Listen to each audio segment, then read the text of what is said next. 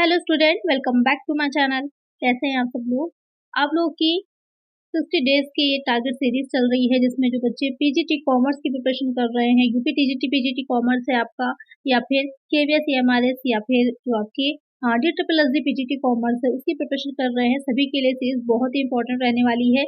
अब आपके अगर हम यूपी पीजीटी के एग्जाम की बात करें तो आपको पता ही है, डेट आ गई है। बार बार डेट को रिमाइंड करे रखना और याद रखना जरूरी है कि टीजीटी का पेपर आपका कब होने वाला है। टीजीटी का मई में होने वाला है और जो पीजीटी के बच्चे हैं उनका एग्जाम जून में होने वाला है, तो इसको ध्यान में रख करके हमको अपनी तैयारी कंप्लीट करनी है।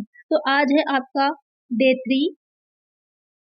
2 वीडियोस पहले ही मैं इस पर अपलोड कर चुकी हूँ। 25 क्वेश्चन उसमें हैं, अगर आपने नहीं देखी जरूर से देख लीजिए। पीवाईक्यू सीरीज पे आपकी बेस्ड है, जो आपके पीवाईक्यू क्वेश्चन पहले आए हुए हैं वही मैंने इन वीडियोस में शामिल किए हैं, जो कि आगे भी आपके आ सकते हैं और इम्पोर्टेंट भी हैं। तो आइए शुरू करते हैं आज डे 3 की ये नई सीरीज को। इसमें 25 क्वेश्चन आपके रहने वाले हैं।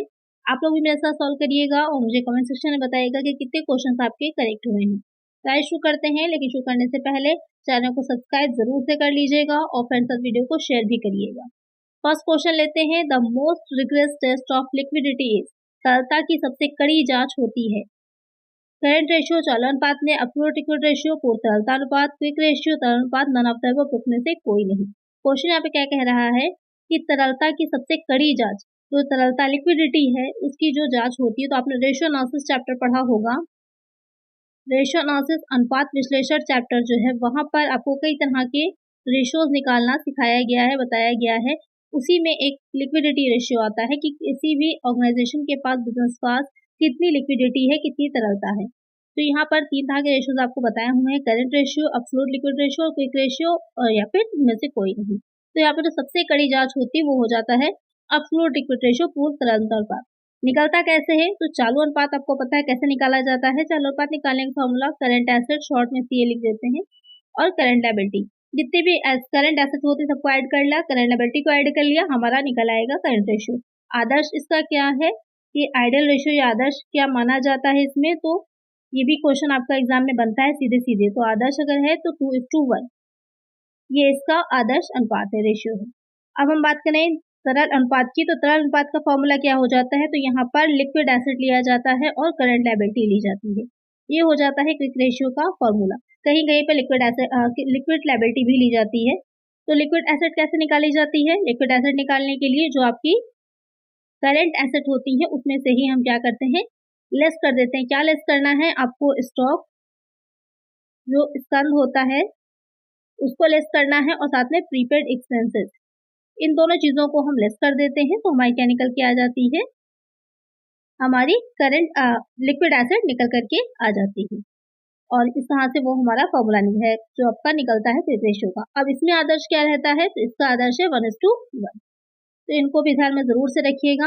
एग्जाम में आपके ये सारे क्वेश्चन बन सकते हैं, फॉर्मूलाज रखे हो सकते हैं, मैच करने को दे सकता है, आदर्श अनुपात पूछ सकता है आपसे। अब आते हैं जो आपके क्वेश्चन में पूछा गया था कि एब्सोल्यूट लिक्विड रेशियो जो होता है उसका निकालने का फॉर्मूला क्या होता है। तो उसको निकालने की हम बात करें तो यहाँ पर उसका फॉर्मूला एब्सोल्यूट लिक्विड एसिड हो जाती है। यहाँ पर लिक्विड एसिड निकालना भी हमने यहाँ पर सीख ही लिया कि कैसे निकाली जाती है। सिर्फ यहाँ पर साथ में आपका एब्सोल्यूट लिक्विड एसिड होती है, और साथ में जो दूसरा रहेगा लिक्विड लायबिलिटी। अब ये निकाली कैसे जाती है, तो यहाँ पर लिख देते हैं, एब्सोल्यूट लिक्विड एसिड जो होती है उसको निकालने का आपका फॉर्मूला होता है कैश इन हैंड, जो भी आपके हाथ में रोकड़ है, और प्लस हो जाता है कैश एट बैंक। इसका फॉर्मूला भी याद रखिए निकालने का, हो सकता है क्वेश्चन में आपसे निकालने के लिए पूछे न्यूमेरिकल की तरह। तो कैश इन हैंड और कैश एट बैंक, और प्लस में और क्या ऐड होता है, प्लस हो जाती है मार्केटेबल सिक्योरिटी, ये ऐड हो जाती है, और निकल करके आपका आ जाती है एब्सोल्यूट लिक्विड एसिड। और दूसरी चीज जो लिक्विड आपकी जो निकाली जा रही है, लिक्विड लायबिलिटी। लिक्विड लायबिलिटी को कैसे निकालेंगे, लिक्विड लायबिलिटी निकालने के लिए जो आपकी करंट लायबिलिटी होती है उसी में से क्या लेस कर दिया जाता है, जो लिक्विड करंट लायबिलिटी में से हम बैंक ओवरड्राफ्ट को लेस कर देते हैं, तो हमारी निकल करके लिक्विड लायबिलिटी आ जाती है। तो इसको ध्यान में आपको रखना है कि आपका न्यूमेरिकल के तौर पर भी बन सकता है क्वेश्चन, डायरेक्ट आपसे फॉर्मूला भी पूछ सकता है, ये सारी चीज़ों को आपको याद रखना है। तीनों फॉर्मूलाज आपको अच्छे समझ में आ गए होंगे। इसका आदर्श अनुपात की हम बात करें कि इसका आदर्श क्या है, क्योंकि ये भी आपके एग्जाम में पूछ सकता है। तो इसका आदर्श हो जाता है 0.5:1। तो ये आप जो मेन चीजें हैं इनको अलग से नोट जरूर से कर लीजिए। इसका 2:1 है, इसका 1:1 है और इसका हो जाता है 0.5:1। तो ये आपकी सारी चीजें कवर हो गई। जितने भी लिक्विडिटी रेशियो थे वो आपने अच्छे से पढ़ लिए इन तीनों में। तो यहाँ पर करेक्ट आंसर है ऑप्शन। चलिए नेक्स्ट क्वेश्चन पे चलते हैं। नेक्स्ट क्वेश्चन में एक डिफिनेशन दे रखी है। डिफिनेशंस आपकी पूछी जाती हैं एग्जाम में, 2-3 डिफिनेशंस आती हैं। तो जो भी इंपॉर्टेंट पॉइंट्स हैं मैं भी कवर करा दूंगी और आप लोग भी अपने में, जैसे मैनेजमेंट में की डिफिनेशंस पूछी जाती हैं या फिर स्टैटिस्टिक्स में बाउले की है, बॉडिंगटन की है, मार्शल की है, ये डिफिनेशन पूछी जाती है। तो ये डिफिनेशंस को अलग से नोट करके आप लोग याद कर लीजिएगा। यहाँ पे ये क्वेश्चन कह रहा है, a plan is a trap to capture the future, the statement is of. नियोजन भविष्य को पकड़ने के लिए बनाया गया पिंजरा है, यह कथन है। बहुत ही इंपॉर्टेंट क्वेश्चन है, कई बार अलग अलग एग्जाम में पूछा गया क्वेश्चन है। एलन ने, टेरी ने, हार्ले ने या फिर न्यूमैन ने। तो ये डिफिनेशन किसकी है? तो ये डिफिनेशन हो जाएगी एलन की। लुइस एलन पूरा नाम है, उनकी ये डिफिनेशन है। करेक्ट आंसर होगा हमारा ऑप्शन ए। और ये जो नियोजन है बहुत ही इंपॉर्टेंट पॉइंट है, प्लानिंग जिसे कहा जाता है, इससे क्वेश्चन आपके जरूर बनते हैं। चलिए नेक्स्ट क्वेश्चन लेते हैं। यहाँ पर आपके अकाउंटिंग के प्रिंसिपल दे रखे हैं। विच of the following is not a basic principle of accounting. कौन सा लेखांकन का आधारभूत सिद्धांत नहीं है? तो ये ध्यान में रखिएगा कि क्या पूछ रहा है। कई बार हम लोग ये जो नॉट लिखा होता है ना उसको नहीं पढ़ते, उसको ध्यान नहीं देते और आंसर आपका गलत हो जाता है। तो कौन सा नहीं है प्रिंसिपल, ये आपसे पूछ रहा है। प्रिंसिपल ऑफ एक्सपेंसेस, व्यय का सिद्धांत, प्रिंसिपल ऑफ फुल डिस्क्लोजर, पूर्व प्रकटीकरण का, हिस्टोरिकल कॉस्ट का, ऐतिहासिक लागत का, या फिर कॉस्ट एंड बेनिफिट, लागत एवं लाभ का सिद्धांत। तो कौन सा बेसिक अकाउंटिंग प्रिंसिपल नहीं है, क्वेश्चन ये आपसे पूछ रहा है। तो यहाँ पर एक्सपेंसेस व्यय का सिद्धांत भी होता है, पूर्व प्रकटीकरण मीन्स कहने का होता है फुल डिस्क्लोजर में कि जो भी है आपकी बिजनेस की स्थिति उसको पूरी तरह से दिखा दीजिए। तो इसी में ही ये भी कहा जाता है कि जो बैलेंस शीट हम बना रहे हैं, जो आपकी एक्स्ट्रा इन्फॉर्मेशन है उसको आप इसके नीचे नोट्स के तौर पर दिखा दीजिए बैलेंस शीट में। हिस्टोरिकल कॉस्ट, ऐतिहासिक लागत, ये भी करेक्ट है। जो आपका डी पॉइंट दे रखा है कि कॉस्ट एंड बेनिफिट का, ये कोई प्रिंसिपल नहीं होता। लागत एवं लाभ का सिद्धांत बेसिक प्रिंसिपल है। करेक्ट आंसर हमारा हो जाएगा ऑप्शन डी। चलिए नेक्स्ट क्वेश्चन है, zero based budgeting was first used. ये भी बहुत इंपॉर्टेंट पॉइंट है आपका। जीरो बेस्ड बस्टिंग से क्वेश्चन आपके बनते हैं। शून्य आधार बजट सबसे पहले प्रयोग में लाया गया था यूनाइटेड स्टेट ऑफ अमेरिका, संयुक्त राज्य अमेरिका में, इंग्लैंड में, जर्मनी में या फिर भारत में। तो शून्य आधार बजट, जीरो बेस्ड बस्टिंग की शुरुआत कहाँ से हुई थी, कहाँ से इसका स्टार्ट हुआ था? तो ये यूनाइटेड स्टेट ऑफ अमेरिका या फिर यूएसए कह सकते हैं, वहां से इसकी शुरुआत हुई थी। किसने की थी? अब ये क्वेश्चन आता है किसके द्वारा की गई थी या किसने की थी? तो कौन थे? पीटर ए पाहियार जो थे, अगर कहा जाए कि इसका इन्वेंशन या फिर ये फादर ऑफ भी कह सकते हैं, ये सबसे पहले प्रयोग में लाया गया भी कहा जा सकता है। तो किसने किया? पीटर ए पाहियार ने किया। अब कब किया क्वेश्चन आता है, कौन सा ईयर था? तो ईयर इसका आप लोग मुझे कमेंट करिएगा कि किस ईयर में किया गया था। यहाँ पर दो क्वेश्चन क्लियर हो गए। यूएसए में हुई थी, पीटर ए पाहियार द्वारा की गई थी, किस सन में किया गया था? तो ये आंसर आप लोग मुझे कमेंट करेंगे। चलिए नेक्स्ट क्वेश्चन लेते हैं। नेक्स्ट क्वेश्चन है आपका कि Indian accounting standards are issued by. भारतीय लेखांकन मानकों को जारी करता है Reserve Bank of India, central government, state government, Institute of Chartered Accountants of India. तो यहाँ पर आपसे क्वेश्चन कह रहा है कि जो इंडियन अकाउंटिंग स्टैंडर्ड है उनको कौन इशू कर रहा है। उसको शॉर्ट में भी ये लिखा हो सकता है आपका ICAI। आपने शॉर्ट में ही जनरली पढ़ा होगा, तो फुल फॉर्म भी ध्यान में रखिए, हो सकता है फुल फॉर्म पूछ ले। कुछ भी पूछा जा सकता है, कुछ भी बहुत इजी से इजी क्वेश्चन आ जाता है, कभी कभी टफ से टफ क्वेश्चन आ सकता है। तो आपको सबको ध्यान में रखना है। तो यहाँ पर कौन जारी करता है? सीधे से आपको पता ही है कौन जारी करता है इसे, भारतीय चार्टर्ड लेखाकार संस्थान करता है। तो एक तरह से क्या हो जाएगा हमारा ऑप्शन डी हो जाएगा। चलिए नेक्स्ट क्वेश्चन है, वेरिफिकेशन ऑफ एसेट्स इंक्लूड, संपत्तियों के सत्यापन में सम्मिलित है। ये आपका ऑडिटिंग से रिलेटेड क्वेश्चन है। अंक 6 में जो वेरिफिकेशन होता है उसके बारे में पूछ रहा है कि जब संपत्तियों का एसेट्स का वेरिफिकेशन किया जाता है तो उसमें क्या क्या चीजें इंक्लूड होती हैं। फिजिकल वेरिफिकेशन ऑफ एसेट्स, संपत्तियों का भौतिक निरीक्षण, verification of proper value of assets, संपत्तियों के उचित मूल्य का सत्यापन, verifying that assets are free from any charge, यह सत्यापित करता है कि संपत्ति प्रभार से मुक्त है। ऑल ऑफ द अबव उपयुक्त सभी। यहाँ पर जब हम बात क्लैरिफिकेशन की करते हैं तो एक और चीज होती है साथ में वैल्यूएशन। इसे कहा जाता है मूल्यांकन करना। तो वैल्यूएशन मूल्यांकन में सिर्फ आता है कि ये निकालना है कि उस एसेट की वैल्यू कितनी है, एसेट की मूल्य कितनी है, वैल्यू कितनी है। और ये जो शामिल होता है, ये भी क्वेश्चन आता है कि वैल्यूएशन जो है वो किस में शामिल होता है। तो वैल्यूएशन मूल्यांकन संपत्तियों के सत्यापन का ही एक हिस्सा होता है, उसी में ही शामिल होता है। ये भी पॉइंट ध्यान में रखिएगा। अब आते हैं क्वेश्चन पर कि फिजिकल वेरिफिकेशन संपत्तियों का भौतिक निरीक्षण। बिल्कुल ये देखना कि एक्चुअल में जो एसेट दिखा रहा है आपके अकाउंट में वो है भी या नहीं है, तो भौतिक निरीक्षण आएगा उसमें। प्रॉपर वैल्यू संपत्तियों का उचित मूल्य निकालना, वो भी आता है कि उसका मूल्यांकन किया जाता है। Verifying the asset are free from any charge, ये देखना कि किसी तरह का व्यवहार से मुक्त है या नहीं है। तो ये तीनों ही पॉइंट वेरिफिकेशन का हिस्सा होते हैं। तो करेक्ट आंसर हमारा होगा ऑल ऑफ द अबव, सभी। चलिए नेक्स्ट क्वेश्चन है, the difference between actual cost and standard cost is known as, वास्तविक लागत और प्रमाप लागत के अंतर को कहते हैं profit, differential cost, variance, margin of safety. Question क्या कह रहा है, वास्तविक लागत और प्रमाप लागत के अंतर जो आता है, बीच में डिफरेंस होता है। एक होता है कि आपने एक स्टैंडर्ड सेट कर दिया कि इतनी कॉस्ट आनी चाहिए, और एक्चुअल में जब आपने काम किया उस प्रोडक्ट को बनाया तो आपकी कॉस्ट कुछ और आई। तो दोनों के बीच का डिफरेंस क्या है, जैसे कि आपने प्रमाप किया कि एक यूनिट को बनाने में, एक कोई 1 यूनिट उसको बनाने में 100 कॉस्ट आनी चाहिए, लेकिन आपको उस यूनिट को बनाने में कितनी कॉस्ट एक्चुअल में आई है, तो 120 आ गई। तो क्या है, वेरिएशन कितने का है, 20 का वेरिएशन है, यानी कि 20 रुपये आपके ज़्यादा कॉस्ट आई है, बढ़ गया है। तो यहाँ पर क्या होता है, उसे हम विचरण कहते हैं, वेरिएंस कहते हैं। तो करेक्ट आंसर होगा ऑप्शन सी। तो इस तरह के क्वेश्चन भी पूछे जाते हैं। और आगे आपका इसी से रिलेटेड जो चैप्टर है पूरा है कि निकाला जाता है, जिसको मटेरियल कॉस्ट वेरिएंस है, लेबर कॉस्ट वेरिएंस है, ये सारी वेरिएंसेस निकाले भी जाते हैं, उसके भी फॉर्मूलाज पूछे जाते हैं एग्जाम में। चलिए नेक्स्ट क्वेश्चन है, विच of the following pair is wrong. यहाँ पर आपको कुछ पेयर्स दे रखे हैं, आपको बताना है कि कौन सा गलत है।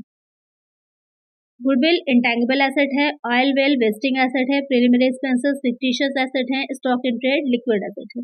यहाँ पे ये 4 ऑप्शंस आपके हैं, आपको बताना है कि कौन सा इसमें से रॉन्ग है, गलत है, किसके बारे में जो कहा गया है वो गलत। तो गुडविल एक इंटेंगिबल है, करेक्ट है, अमूर्त संपत्ति है, वैल्यू तो होती है लेकिन आप उसे देख नहीं सकते, करेक्ट हो जाएगा पहला पॉइंट।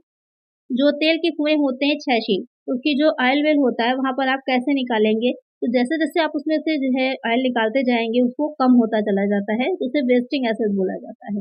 ये वाला भी करेक्ट है। जो प्रीलिमिनरी एक्सपेंसेस प्रारंभिक व्यय होते हैं उनको भी एसेट ही माना जाता है, और वो कृत्रिम संपत्ति होते हैं, उनको धीरे धीरे जो प्रॉफिट होता जाता है उससे रिटर्न ऑफ करते जाया जाता है, और तब तक दिखाया जाता है बैलेंस शीट में जब तक कि उन्हें रिटर्न ऑफ आप नहीं कर देते, तो उसमें अपलिखित करा जाता है उसे। यहाँ पर ये वाला भी करेक्ट है। स्टॉक इन ट्रेड जो है वो आपका स्कंद संपत्ति, तरल संपत्ति, लिक्विड एसेट की बात हो रही है, तो आपको पता है अभी मैंने बताया यहाँ पर कि जो लिक्विड एसेट हम निकालते हैं तो करंट एसेट में से हम जो स्टॉक होता है उसको लेस करते हैं। लिक्विड एसेट निकालने के लिए जो करंट एसेट है उसमें से हम स्टॉक को लेस करते थे, तो जब हम स्टॉक को घटा रहे हैं उसमें से, तो स्टॉक कहाँ से आपके लिक्विड एसेट होगा, तो यही वाला पॉइंट गलत है। स्टॉक जो है वो करंट एसेट तो है लेकिन वो लिक्विड एसेट नहीं है, बहुत ही छोटी सी चीज थी, लेकिन अगर आप लोग ध्यान नहीं देंगे तो आंसर गलत हो जाएगा। करेक्ट आंसर क्या होगा हमारा, ऑप्शन डी होगा। चलिए नेक्स्ट क्वेश्चन लेते हैं, the income tax rate on a long term capital gains for a individual is, एक व्यक्ति की दीर्घकालीन पूंजी लाभ पर किस दर से कर लगेगा, 10%, 20%, 15%, 30%, कितना परसेंट लगाया जाता है। आप लोग इसका आंसर मुझे कमेंट करिएगा। ये इनकम टैक्स रिलेटेड क्वेश्चन है, और इनकम टैक्स के भी क्वेश्चन आगे की आने वाली वीडियोज में मैं काफी क्वेश्चंस को इंक्लूड करूंगी, क्योंकि बहुत से क्वेश्चंस पूछे जाते हैं इनकम टैक्स से। तो आगे की वीडियो को देखने के लिए चैनल को सब्सक्राइब जरूर से कर लीजिएगा। चलिए नेक्स्ट क्वेश्चन लेते हैं, which type of audit is more suitable where there is no satisfactory system of internal check, जहां आंतरिक जांच पद्धति संतोषजनक नहीं होती वहां केचर की कौन सी पद्धति ठीक रहती है। कंटिन्यूअस ऑडिट, निरंतर केचर, इंटरिम ऑडिट, मध्यम केचर, कॉस्ट ऑडिट, लगातार केचर, और टैक्स ऑडिट, करंट केचर। कह रहा है कि आंतरिक जांच यानी कि इंटरनल चेक का सिस्टम अच्छा नहीं है वहां पर। इंटरनल चेक में क्या होता है कि एक व्यक्ति जो काम कर रहा है दूसरा व्यक्ति उसकी जांच कर लेता है। इंटरनल चेक में क्या होता है इसमें कि एक व्यक्ति जो काम करता है दूसरे व्यक्ति द्वारा उसकी जांच हो जाती है। अगर ऐसा सिस्टम आपके संस्था में नहीं है तो वहां पर कौन सी पद्धति केचर की उपयुक्त रहती है, तो हो जाता है कंटिन्यूअस ऑडिट, निरंतर केचर। इसको चालू अंकेक्षण या फिर सतत अंकेक्षण भी कहा जाता है। ये वर्ष भर चलता रहता है। इसलिए माना जाता है कि जो भी गलतियां अगर कोई एरर हो रहा है तो तुरंत ही सुधारा जा सकता है और इसमें फ्रॉड होने की संभावना भी कम रहती है। एक आंसर हो जाएगा ऑप्शन ए। इंटरिम ऑडिट होता है कि अगर कभी जैसे कि आपने इंटरिम डिविडेंड के बारे में सुना होगा या पढ़ा होगा कि इंटरिम डिविडेंड जो होता है जो वर्ष के मध्य में जो दिया जाता है कभी कभी, तो उसके लिए अकाउंट्स जो होते हैं वो वर्ष के बीच में ही तैयार कर लिए जाते हैं। तो वहाँ पर जब इंटरिम ऑडिट होता है, उसी का ऑडिट जब होता है तो वो इंटरिम ऑडिट कहलाता है। लागतों का जब होता है, लागत खाते जो रखे जाते हैं उनका होता है तो आपको कॉस्ट ऑडिट है, और टैक्स का जब होता है तो टैक्स ऑडिट हो जाएगा। चलिए नेक्स्ट क्वेश्चन लेते हैं। ऑडिट की कई टाइप्स होते हैं, बहुत तरह के अलग अलग क्वेश्चन बनते हैं। आने वाली वीडियोज में आपके बहुत से क्वेश्चन रहेंगे। यहाँ पर इस क्वेश्चन है, when a contract is 50% complete the amount of profit to be taken credit of will be. जब ठेका 50% पूर्ण है तो सामान्य लाभ की निम्नलिखित रकम क्रेडिट की जाती है। यानी आपने पढ़ा होगा 4 तरह की कंडीशन रहती हैं, एक 1/4 कंप्लीट है, एक 1/3 है, या फिर 1.5 है, या पूरी तरह से कंप्लीट हो चुका है। तो अलग अलग कंडीशन में अलग अलग प्रॉफिट जो होता है ट्रांसफर किया जाता है। यहाँ पर कह रहा है कि 50% का मतलब हो जाएगा 1/2 कंप्लीट है यहाँ पर। तो वहाँ पर सामान्य लाभ जो है वो कितनी रकम क्रेडिट होगी, full amount to profit estimated, अनुमानित लाभ की पूर्ण रकम, 50% ऑफ एस्टिमेटेड प्रॉफिट, अनुमानित लाभ का 50%, 2/3 ऑफ द अर्न प्रॉफिट, अर्जित लाभ का 2/3, या फिर इनमें से कोई नहीं। तो यहाँ पर जब आपका जो कॉन्ट्रैक्ट है वो 50% कंप्लीट होता है, 1.5 कंप्लीट होता है, तो वहाँ पर कितना होता है, 2/3 ऑफ द अर्न प्रॉफिट, अर्जित लाभ का 2/3 जो होता है उसको ट्रांसफर किया जाता है। तो करेक्ट आंसर क्या हो जाएगा हमारा, ऑप्शन सी हो जाएगा। बाकी क्या होता है वर्क इन प्रोग्रेस में चला जाता है। तो इस आंसर को हम निकालते हैं। चलिए नेक्स्ट क्वेश्चन लेते हैं। According to Companies Act 2013, it is required to pay a maximum interest rate on calls in advance. Company अधिनियम 2013 के अनुसार अग्रिम याचना पर अधिकतम ब्याज की दर देय होगी। बहुत इंपॉर्टेंट क्वेश्चन है, अच्छा क्वेश्चन है ये, आपका एग्जाम में प्रीवियस पेपर में ही आया हुआ है। 5%, 10%, 12%, 15%। तो यहाँ पर जो कंपनी अधिनियम 2013 है उसमें जो कॉल इन एडवांस होती है उस पर जो मैक्सिमम इंटरेस्ट रेट होता है वो 12% होता है। इसको दूर से ध्यान में रखिएगा, ये एग्जाम में आपके पूछा जा सकता है। और अगर कॉल्स इन एरियर होती है, दो चीज़ें होती हैं, अगर आपने पहले से पेमेंट कर दिया किसी अंशधारी ने या ज़्यादा दे दिया तो वो कॉल्स इन एडवांस में चला जाता है, जिसकी आपकी कितनी दे रखी है, 12% की होगी। और अगर कॉल्स इन एरियर है यानी कि बकाया है, देना था नहीं चुकाया गया है, नहीं दिया गया है, उसका जो रेट है वो 10% है। तो दोनों ही ध्यान में रखिएगा, दोनों ही इंपॉर्टेंट है, कोई भी आपसे एग्जाम में पूछा जा सकता है। चलिए नेक्स्ट क्वेश्चन लेते हैं।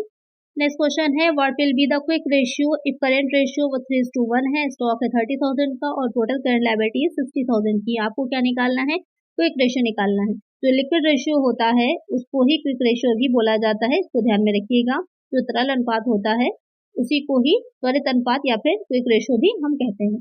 तो यहाँ पर हमको निकालना है क्विक रेशियो, और हमारे पास गिवन है करंट रेशियो, आपको स्टॉक बता दिया गया है और आपको बता दिया गया है करंट लायबिलिटी। हमको पहले क्या निकालना है, हमको जब तक करंट एसेट नहीं पता चलेंगी हम क्विक रेशियो नहीं निकाल सकते। तो उसके लिए जो हमारे पास करंट रेशियो है, सबसे पहले हम उसको नोट करते हैं। करंट रेशियो यहाँ पर कितना है, 3:1 है।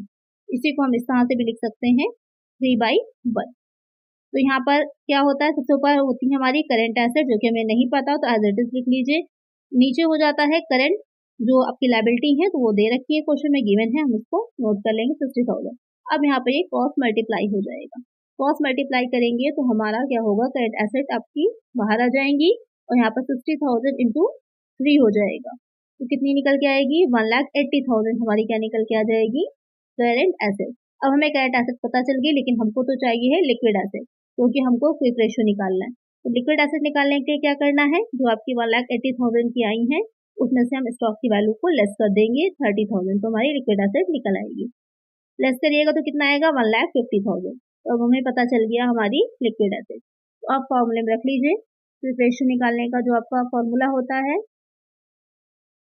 यहाँ पर आपको पता ही क्या होता है, लिक्विड एसेट ऊपर हो जाएंगी 1,50,000 और अपॉन में क्या हो जाएगा, करंट लायबिलिटी 60,000 की क्वेश्चन में ही गिवन है। 0 से 0 यहाँ पर आपके चले जाएंगे, 2 बार लेकर जाइएगा। उसके बाद यहाँ पर 3 रिमेनिंग रहेगा, 5 टाइम्स जाएगा, 30 हो जाएगा, इस टू 1। ये आपका आंसर निकल के आ जाएगा। तो इस तरह से हम इस तरह के क्वेश्चन को सॉल्व करते हैं कि जब आपके कोई चीज़ डायरेक्टली नहीं दे रखी होती है तो उसे निकाला जाएगा। बहुत ही सिंपल सा इजी सा है। अगर आपको आता है तो आप इसको बहुत ही जल्दी सॉल्व कर ले जाएंगे, इतना टाइम नहीं लगेगा, 30 सेकेंड मैक्सिमम है, आप इसको निकाल सकते हैं। तो एक आंसर यहाँ पर हम देखें तो ऑप्शन बी आ रहा है। चलिए नेक्स्ट क्वेश्चन लेते हैं। और इससे आगे क्वेश्चन एग्जाम में आपके पूछे जाते हैं, बहुत से और बहुत बार रिपीटेड होते हैं, इसलिए इस पैटर्न को अच्छे से याद कर लीजिएगा। चलिए नेक्स्ट क्वेश्चन लेते हैं। नेक्स्ट क्वेश्चन है, balance of share forfeiture account is shown in the balance sheet under the item. अंश और हरण खाते के शेष को चिट्ठे में प्रदर्शित किया जाता है। तो यहाँ पर जो शेयर फॉरफीचर अकाउंट है उसका जो बैलेंस बचता है, यानी कि फॉरफीचर होने के बाद आपने ट्रांसफर भी कर दिया, फिर भी कुछ ऐसे शेयर्स हैं जिनका फॉरफीचर अकाउंट आपके पास भी बच रहा है, तो बैलेंस शीट में आप दिखा तो रहे हैं, लेकिन किस आइटम के अंतर्गत दिखाते हैं ये क्वेश्चन कह रहा है। करंट लायबिलिटी एंड प्रोविजन, सर्वोदयतन प्रावधान मत के अंतर्गत, रिजर्व सरप्लस, संचय अधिशेष, शेयर कैपिटल अकाउंट, अष्टभुजी खाता, अनसिक्योर्ड लोन, आरक्षित ऋण के अंदर। तो कहाँ पर आप दिखाते हैं फॉरफीचर अकाउंट को, किसके अंदर दिखाते हैं, वो हो जाता है रिजर्व एंड सरप्लस। जो आपका संचय अधिशेष मद होती है उसके अंतर्गत आप दिखाते हैं फॉरफीचर अकाउंट को। फॉरफीचर अकाउंट्स जो होते हैं या शेयर्स का फॉरफीचर बहुत इंपॉर्टेंट पॉइंट है, इससे रिलेटेड आपके बहुत से क्वेश्चन बनते हैं। आगे आने वाली वीडियोस में भी बहुत से क्वेश्चन मैं शामिल करूंगी, न्यूमेरिकल भी आते हैं, तो यहाँ पर इस पॉइंट को बहुत अच्छे से ध्यान में रखिएगा। तो एक आंसर है यहाँ पर ऑप्शन बी। चलिए नेक्स्ट क्वेश्चन पे चलते हैं। Income tax was levied in India first by which of the following. निम्न में से किसके द्वारा भारत में सबसे पहले आयकर लगाया गया? Sir James Wilson, sir James, sir Newton, sir लूकस Pacioli. बहुत ही सिंपल सा, बहुत ही अच्छा क्वेश्चन है। सबसे पहले किसने लगाया था इंडिया में इनकम टैक्स? तो हो जाएंगे सर जेम्स विल्सन। उनके द्वारा पहली बार भारत में इंडिया में जो इनकम टैक्स है वो लगाया गया था। तो 16 क्वेश्चन आपका हो जाएगा कि डिप्रिसिएशन अकर्स बिकॉज ऑफ, ह्रास उत्पन्न होता है टाइम फैक्टर, समय प्रभाव के कारण, मटेरियल यूटिलाइजेशन, पदार्थ दोहन के कारण, कंजप्शन ऑफ एसेट, संपत्ति उपयोग के कारण, ऑल ऑफ द अबव, सभी कारणों से। तो यहाँ पर डिप्रिसिएशन क्या होता है कि कोई आपने एसेट खरीदी है, सपोज कर लीजिए आपके पास बाइक है। अगर आपके पास बाइक है और आप उसको यूज कर रहे हैं तो 2 साल 3 साल 4 साल के बाद उसकी मार्केट वैल्यू घट जाती है। क्यों घट जाती है? क्योंकि उस पर डिप्रिसिएशन लग जाता है, मॉडल चेंज हो जाता है, नए नए मॉडल्स आ जाते हैं, तो उस पर क्या होता है, डिप्रिसिएशन लगने की वजह से वो आपकी बाइक जो होती है वो पुरानी हो जाती है। तो यहाँ पर यही क्वेश्चन कह रहा है कि जो डिप्रिसिएशन लगता है वो किस वजह से लगता है। तो यहाँ पर समय प्रभाव के कारण भी लगता है, जैसे जैसे आप मटेरियल यूज करते जाते हैं तो घिसावट आती जाती है उसमें, इस वजह से भी लगता है। संपत्ति को जब आप उपयोग करते हैं तो इस वजह से भी लगता है। तो ये तीनों ही कारण जो है आपके रिजल्ट करेक्ट हैं। तो करेक्ट आंसर यहाँ पर हमारा ऑप्शन डी हो जाएगा, ऑल ऑफ द अबव। चलिए नेक्स्ट क्वेश्चन लेते हैं। विच of the following is a capital expenditure. निम्नलिखित में से कौन सा पूंजीगत व्यय है? प्रीपेड इंश्योरेंस, प्रोदत्त बीमा, आउटस्टैंडिंग इंश्योरेंस, अदर बीमा, परचेज ऑफ न्यू मशीन, नई मशीन का क्रय, ऑल ऑफ द अबव, उपरोक्त सभी। तो ये पॉइंट देख लीजिए ध्यान से, कैपिटल एक्सपेंडिचर और रेवेन्यू एक्सपेंडिचर। इससे रिलेटेड एक क्वेश्चन आपका जरूर बनेगा, हर हाल में बनेगा, हर साल आता है इससे रिलेटेड एक क्वेश्चन। तो आपको ये दोनों पॉइंट, एक कैपिटल एक्सपेंडिचर और एक जो रेवेन्यू एक्सपेंडिचर होता है, या फिर कैपिटल रिसिप्ट या रेवेन्यू रिसिप्ट, इन दोनों पॉइंट्स को अच्छे से आपको पढ़ना है। यहाँ पर अगर हम करेक्ट आंसर की बात करें तो क्या करेक्ट हो जाएगा? तो परचेज ऑफ न्यू मशीनरी, जब आप नई मशीन का क्रय करते हैं तो वहाँ पर कैपिटल एक्सपेंडिचर होता है। बाकी जो है वो आपके रेवेन्यू है, नेचर की है, लेकिन जो परचेज है न्यू मशीनरी का, कोई भी आप लॉन्ग टर्म एसेट को अगर परचेज कर रहे हैं तो आपका कैपिटल एक्सपेंडिचर ही होता है। यहाँ पर करेक्ट आंसर हो जाएगा ऑप्शन सी, और ये क्वेश्चन नंबर आपका 17 था। चलिए नेक्स्ट क्वेश्चन लेते हैं। नेक्स्ट क्वेश्चन है आपका क्वेश्चन नंबर 18। निम्न में से कौन सी संपत्ति पर हिरास नहीं लगेगा? Motor car, land, building, aeroplane. तो यहाँ पर कौन सी संपत्ति या कौन सी एसेट ऐसी होती है जिसको जो डिप्रिसिएशन नहीं लगता? जनरली आप 10% है, 20%, 50% या इस तरह से डिप्रिसिएशन चार्ज होता है। लेकिन भूमि की अगर हम बात करें तो भूमि की एक तरह से कहिए उसकी जो क्वालिटी होती है वो कम हो जाती है, लेकिन भूमि जितनी है, जितनी आपके पास है उतनी ही रहनी है, उसमें कमी नहीं आनी है। तो इसलिए इस पर डिप्रिसिएशन चार्ज नहीं होता, और जैसे टाइम गुजरता जाता है उसकी वैल्यू बढ़ती जाती है, घटती नहीं है। अगर 10 साल पहले कोई जमीन आपने खरीदी थी तो आज उसकी मार्केट वैल्यू उससे डबल होगी, उससे कम नहीं होगी। तो यहाँ पर इस पर डिप्रिसिएशन चार्ज नहीं होता। करेक्ट आंसर हो जाएगा ऑप्शन बी। चलिए नेक्स्ट क्वेश्चन लेते हैं। क्वेश्चन नंबर 19 है ये आपका।